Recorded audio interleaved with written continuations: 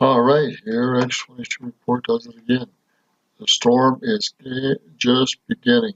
Judicial Watch requested an ethics investigation in September into whether Representative Omar improperly used campaign funds for her paramour, Tim Minette. Judicial Watch expanded the request for an ethics investigation into Omar after previously demanding a probe into allegations of marriage fraud, immigration fraud, tax fraud, and identity fraud. Judicial Watch says there's enough evidence for the Justice Department to launch a criminal investigation into Omar. And this is from Judicial Watch. Enough evidence, quote unquote, enough evidence from Judicial Watch research to show that they should bring criminal charges against Omar. It's about time. This is why I support Judicial Watch. Very powerful, very important. Support Judicial Watch. Judicial Watch announced that it hand-delivered a letter to the U.S. House of Representatives Office of Congressional Ethics calling for the further investigation of Representative Omar over new allegations that her alleged lover, Tim Minette, received nearly $230,000 from her campaign since July 2018. And the latest letter supplements Judicial Watch's July complaint demanding an investigation of the alleged marriage, immigration, tax, and other fraud-related allegations of Representative Omar. Then we come to find out that the amount of money that was given to Tim Minette was a lot more than we originally thought. This is coming out of the New York Post. They Hold on. Okay, let's continue this. discovered that Omar gave an additional $147,000 to her lover's firm than was previously known. I mean, this is just getting worse and worse for all these individuals. And we're going to see a lot of these individuals, most likely they're going to end up resigning one way or another. Now, we know the fake impeachment is going to continue this week, and the deep state has many disgruntled employees lined up. And there might be some surprises that will shine a light on the truth, because there are some individuals that said there's nothing there. Trump didn't do anything wrong. Now, of course, they're going to try to hold this back, but the Republicans are going to push to get this out. And this all starts tomorrow once again, and we'll have to see how this all plays out. But Trump tweeted out the following: "Tell Jennifer Williams, whoever that is, to read both transcripts of the presidential calls and see the just released statement from Ukraine. Then she should meet with the other Never Trumpers, who I don't know and mostly never heard of, and work out a better presidential attack." Now remember, she was the one that had to change her.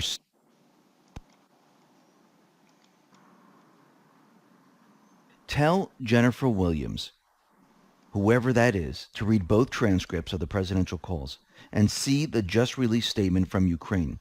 Then she should meet with the other Never Trumpers, who I don't know and mostly never heard of, and work out a better presidential attack. Now remember, she was the one that had to change her statement, because she said that Trump was the one who mentioned Burisma.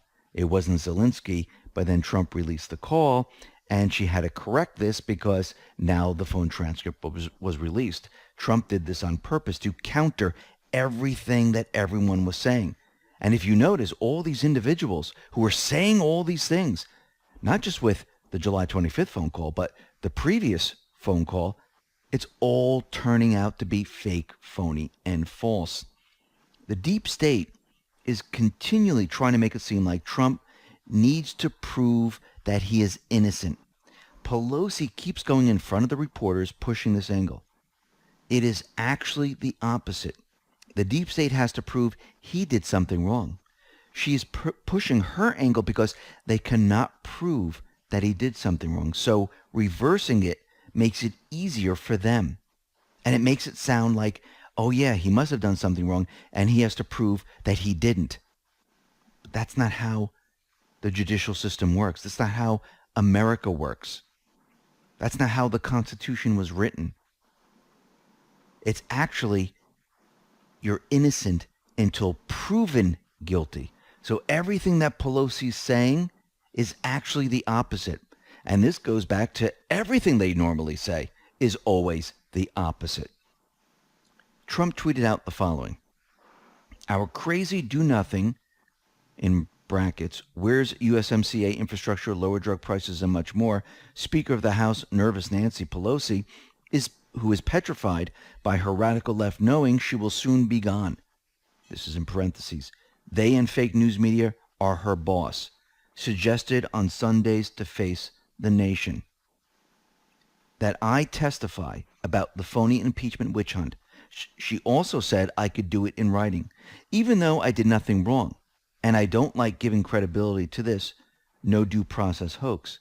I like the idea and will, in order to get Congress focused again, strongly consider it. Now, Trump right now is calling her out, and he's calling her bluff because he really doesn't have to do anything. But he's putting it out there, just like he countered them with the phone transcript. They never expected him to do this. Most likely, they never expected him to say, okay, I might do this in writing. Now, maybe he will, maybe he won't. Do I think he needs to? No, because I think the phone transcripts explain it all. There's nothing else to put out there. And it would be very funny if he says, okay, here it is. Here's the proof. And he releases the phone transcripts and says, here they are. Now, the deep state, they know they don't have anything. This is why they can't get anyone in front of the camera to say, yes, this is an impeachable offense. Yes, this is the crime. This is the portion. They would actually take the portion and show it to America if they actually had it.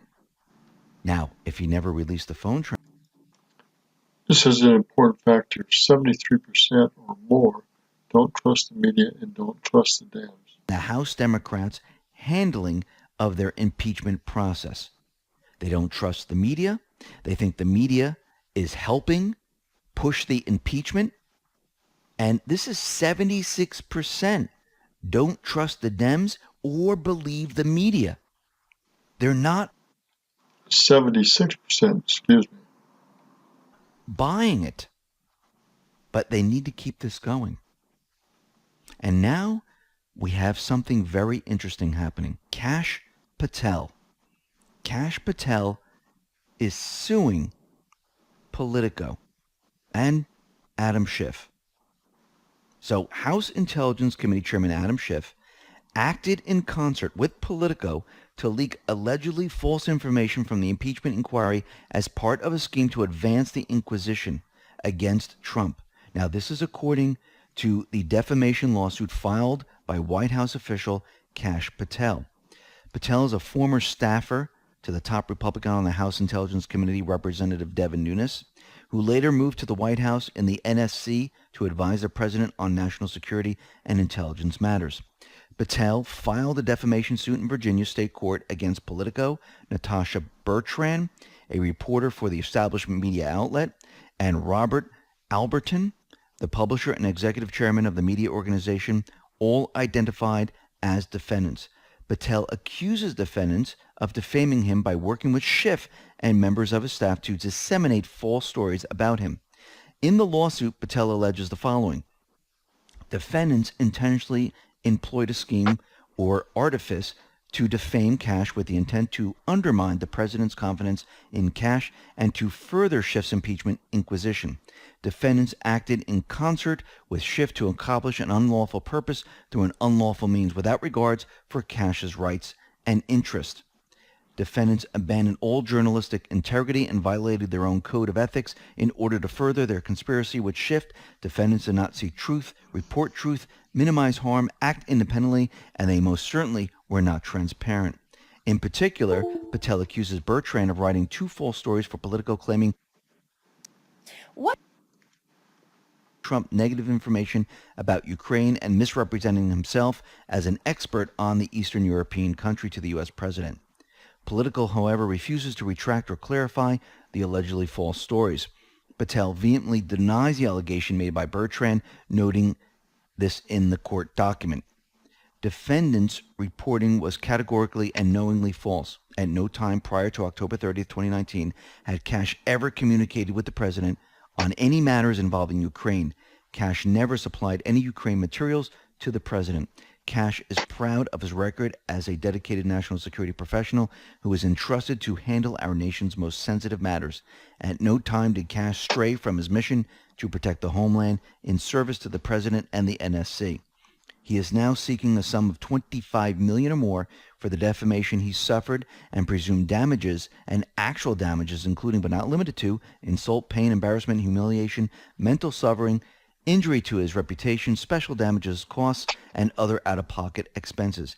He's demanding a trial by jury. Now, what's very interesting about all of this, Wow. Q let us know about Cash quite a while ago. This is post 1481, June 12th, 2018. It says, Cash Patel, a name to remember. And remember, by pushing a lawsuit, the other side has to produce certain documentation. And I believe this is what they're after. And it seems that this is all part of the plan. This is just another phase of the plan. Now, very interestingly, Now they're going to have to produce evidence when that happens and when this goes to trial. So this is going to be very interesting this coming year. Very interesting indeed. Hopefully it will be timed well with and expedited and timed well with next year's election. we have Jerry Nadler, and he is pushing plans to get FISA and other important bills through the judiciary. This is Jim Jordan. He tweeted out the following. On Wednesday, at Representative Jerry Nadler plans to push FISA and other important bills through judiciary. But 4 judiciary members are on the impeachment committee and will be in hearings. After the dossier, why are Dems trying to rush FISA during impeachment and before the IG report? That is very interesting. And we'll have to wait to see how that plays out. Now, very interestingly, we know that the Dems, the deep state, George Soros, and the rest, they've been trying to get Trump's tax records. Now, this is not in the Constitution where you have to hand over your tax records. There's no law. There's nothing. Trump decided, you know what? I don't want to give my taxes right now. He told everyone that they're being audited. Maybe the IRS and others are looking over the taxes to make sure that everything is on the up and up. And once they're certified, maybe at his own time, or maybe never, he will produce the taxes. But they don't want to wait. And I'm talking about the deep state, I'm talking about the Dems. They need them now because this is part of the impeachment process. They need his tax returns and they need the grand jury information. And Trump brought all of this up to the Supreme Court. And the U.S. Supreme Court put a temporary block on all of this, ruling that the The Supreme Court put a block on this. Wow. Good for them. accounting firm, Mazars, that they should not hand this over to the House. Now, of course, through the mainstream media, they made it seem like, oh, they're getting the tax returns. They're getting the tax returns. But we always knew that Trump was going to bring this up to the Supreme Court. And Chief Justice John Roberts, his orders contains no hint about how the Supreme Court ultimately will resolve the dispute. But there is a very important granular aspect to the validity of the House impeachment process that not many are paying attention to. The Supreme Court has not ruled on any case that touches the impeachment inquiry. The House of Representatives, they don't want the Supreme Court to hear any case that touches on the impeachment inquiry. If the House loses the tax case in SCOTUS or the HJC case in the D.C. Appellate Court or SCOTUS, it means there is no constitutional foundation recognized to the impeachment inquiry. Without the constitutional recognition of the judicial branch, then Pelosi lawfare have to restart their process with a genuine House vote, or the ongoing impeachment process will have no recognized constitutional standing, and the Senate could ignore any House impeachment votes cast without recognized constitutional standing. That is why Pelosi and Doug Letter do not want SCOTUS to weigh in. What do you think the Patriots want? They want the Supreme Court to weigh in. They want the Supreme Court to rule, to say, listen, he doesn't have to hand over his tax returns. Show us proof that something criminal happened. Now, remember, they're using this fake impeachment hearing to try to push this. They're using it to try to push to get the grand jury information. They're using this trying to push to get the tax information. That's what this is all about. And they're stalling right now. Because without any of this stuff, this fake impeachment goes nowhere. Now, do I think there's anything in the grand jury that they can use? Most likely not. I believe that was probably taken care of already. Whatever Weissman was trying to slip in there, it's not in there. And I do believe that the taxes that Trump is holding right now, they're clean. They're perfect. Just like the phone calls. I believe this is all a setup. But he wants them to go down this path. Either way, the Patriots win. SCOTUS rules that, hey, there's no reason to have the tax returns. You're not getting the grand jury information. Or they rule that here you go, and there's nothing there for them to use. The whole thing implodes on them, and there's nothing they can do about it. Remember, this is all about taking down the swamp, draining it. And how do you do that? How do you show the people? You need to expose it all. And Trump and the Patriots, they realize that with this exposure, people will catch on and say, you know something? They haven't done anything for the people. I am not voting for these individuals. Trump doesn't have to fire them. Trump doesn't have to try to get rid of them. Trump doesn't have to show they're corrupt. The people eventually will take care of draining a lot of the swamp.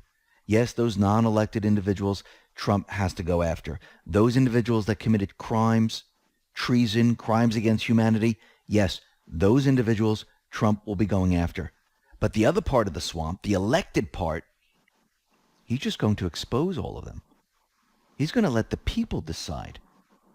And I do believe when Q said the Senate was the key, the Senate was not just the key to block everything the House was doing, to be used as a firewall. The Senate was the key to get the House back and to get these people unelected or have them resign. Now, what's very interesting is that we know that Project Veritas, they had this incredible undercover story with an individual that worked in ABC. This is Roback. And ABC has been searching for this individual. They fired some individuals who they believe leaked this out, or they're still searching for this individual. But House Minority Leader Kevin McCarthy fired off a letter to ABC News President James Goldston, demanding to know why the network shelved the story on Jeffrey Epstein after an accuser gave a detailed interview with a reporter, Amy Roback. McCarthy's letter was revealed by journalist Megyn Kelly on Sunday, and it looks like they're opening up an investigation. So this is some of the points that are in this letter. Will ABC News provide Congress the interview Ms. Roback conducted with the victim? What did ABC News learn about Jeffrey Epstein after Ms. Roback first presented her story to executives? Who was involved in deciding the story was not public interest? And what were their reasons for deciding so? Can Ms. Roback expand on the outside forces she mentioned as potentially responsible for the story not running? Was ABC News ever presented with additional evidence on Mr. Epstein from the time Ms. Roback first brought her investigation to the network and when he ultimately arrested? Were authorities alerted at any time after Ms. Roback presented ABC News executives with reporting? If so, when and what was provided? The ABC News employee Ashley Bianco, who recorded Roback's remarks, she has since downplayed, was fired from her most recent role at CBS News. So it looks like now Congress wants some answers. And what's very interesting about everything that's been going on, we understand that Trump is now in power. Obama is not in power. Bush is not in power. Clinton's not in power. And their foreign policy is now out the window. Trump, he dictates foreign policy. And investigative journalist Cheryl Atkinson delivered a much-needed civics lesson this week. This is what she wrote. Under the U.S. Constitution, it is the President of the United States who determines foreign policy. How can President Trump be at odds with Amen. Quote unquote. The President determines foreign policy, not Congress or the Senate. foreign policy when he's the one who determines it? Good question. Short answer. He can't be. The dirty little secret that is the complicating factor is that the government all around Trump, unaffectionately known as the swamp, is a grotesque post-constitutional entity in which unelected officials, including diplomats, national security advisors, federal police, and international spies, altogether wield a kind of power that is wholly independent of the will of the people. Corrupted by this nearly absolute illegitimate power, these overlords of the bureaucracy regard the duly elected president as an interloper in their midst, certainly not the chief executive sent to Washington to execute the people's will, which, in electing Donald Trump in 2016, is well described as aggressively counter-revolutionary. To protect their power from the people, to save their stealth revolution from within, the embedded subverts of the constitutional order, globalists, internationalists, big government socialists, and the like, will stop at nothing to destroy Trump and his agenda of American restoration. This is just one of the levels of the civil war underway in a hearing room this week on Capitol Hill, the battle over who sets the foreign policy of the United States. And all these unelected people and all these people that are part of the swamp, the deep state, they have been running the entire system. And those in power, the presidents, they were in line with all of this. They were all on the same page. Yes, there are certain little factions within government that went off and try to push their own agendas. But then we have Trump, who's not part of the network, not part of the deep state or any factions, who's restoring the power back to the people, setting real foreign policy, not regime change, not endless wars, not any of that. Rooting out corruption, looking for those who are corrupt. Why are we sending funds to this country?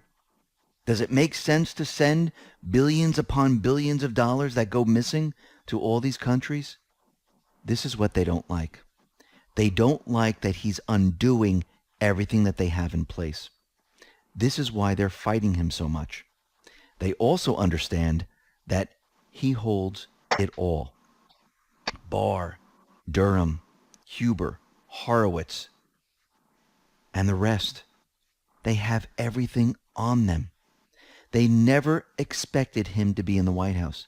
They never expected anyone except the good old boys and the good old girls to be there, part of the same system. They didn't have to hide any of this. And when they realized that Trump was coming in, they tried to cover it all up. And remember, the cover-up gets you. They tried to cover up everything that they did. They tried to go back in time and say, oh, this is why we had the FISA warrants. Oh, this is why we were spying on people. And people had to sign certain things. People had to say, yes, I authorize this. This is what they have. They know it. They know what they did. They understand what's coming. That's why they're pushing so hard to remove Trump. But Trump and the Patriots, they've been planning for this. They know exactly how this is all going to play out. Why? Because they hold all the cards. They have the facts. They have the evidence. They have the truth. And they're fighting against propaganda. Now, since the Patriots have more and more control, look how the fake impeachment is going. It's not going well, is it? they're able to counter it all very, very quickly. They're able to put the kibosh on all these people coming forward. And the American people are now seeing it firsthand. Everything that the mainstream wrote about, everything that these politicians were out spewing, everything that these individuals were saying, it was countered with a simple release of a phone transcript. All the lies, all the articles, all the reports of these anonymous sources and everything were shut down with a snap of a finger. And Trump exposed it all very easily. That is control.